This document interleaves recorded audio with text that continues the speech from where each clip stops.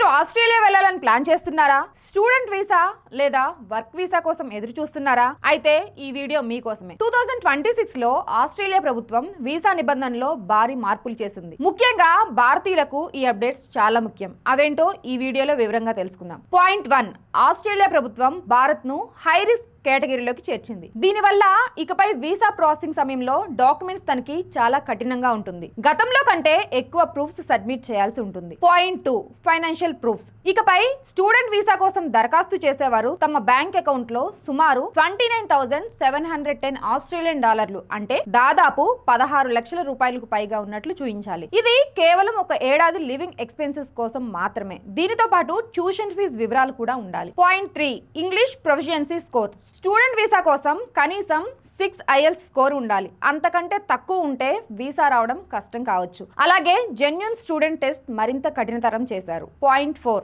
Visa fee.